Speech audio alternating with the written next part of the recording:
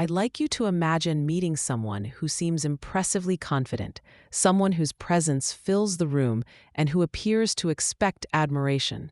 They might seem charming, assertive, maybe even inspiring. But beneath that confidence, there's often something else, a deeper pattern of thought and feeling that shapes how they see themselves and others. Today, I want to explore the main traits of narcissism, not to judge or pathologize, but to understand. Because understanding helps us see both the pain behind the behavior and the impact it can have on relationships. At the core of narcissism lies a grandiose sense of self-importance, the feeling of being exceptional, unique, or superior. People with strong narcissistic traits often exaggerate their achievements or expect recognition even when it hasn't been earned. They may truly believe they deserve special treatment and that ordinary rules don't quite apply to them. Yet underneath that surface, there's often an unspoken fragility. The grandiosity serves as protection, a shield against feelings of inadequacy or fear of being ordinary. What looks like superiority may actually be a defense against shame. Alongside this sense of superiority comes a deep need for admiration. For many narcissistic individuals, admiration isn't just pleasant, it's essential. It's how they maintain a stable sense of self. When admiration flows, they feel powerful and alive. When it doesn't, they can feel deflated, unseen, even enraged. Compliments, attention, and recognition work almost like oxygen. Without them, their confidence falters. A related feature is entitlement, the belief that one deserves more than others. This can lead to exploitative behavior, using people as means to an end, often without noticing the cost to them. The narcissistic person may take others' time, affection, or effort as something owed rather than given. In close relationships, this imbalance can become exhausting for the other person, who may feel their needs and feelings simply don't count. Another defining aspect of narcissism is a lack of empathy. This doesn't always mean cruelty or deliberate harm. Sometimes it's an inability or unwillingness to truly imagine another person's emotional world.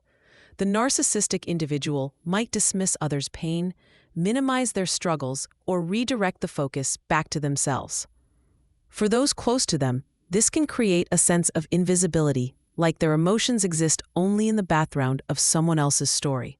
Many narcissistic people also live with powerful fantasies of success, beauty, or ideal love.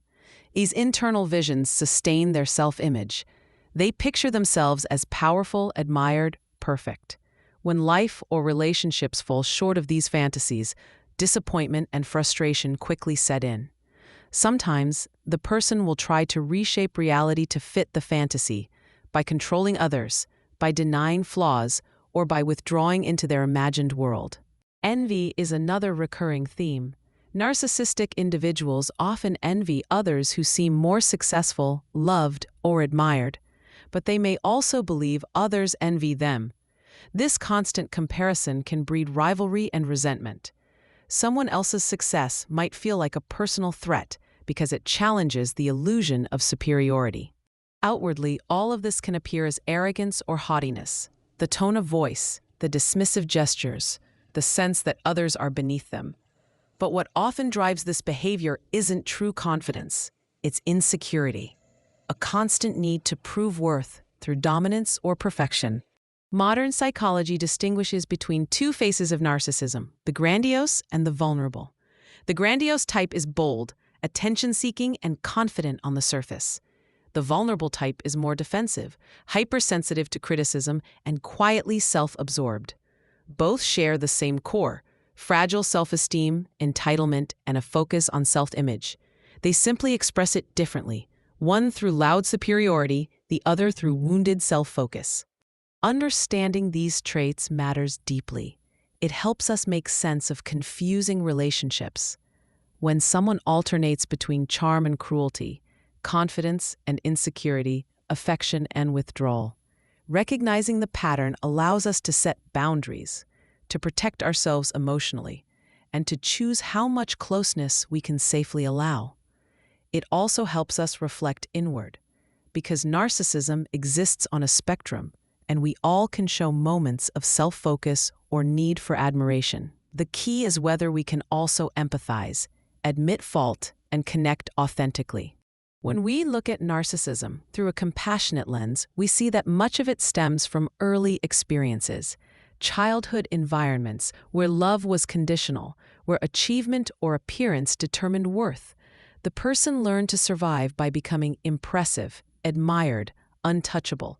But that same armor can become a prison, keeping them from real intimacy and growth. So as we think about narcissism, it's worth remembering these traits are not destiny.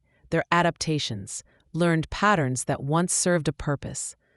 They can soften with awareness, with therapy, with honest self-reflection. And for those affected by someone's narcissism, understanding the pattern brings clarity. It's not your fault. You're not invisible. You were simply standing next to someone who could only see their reflection.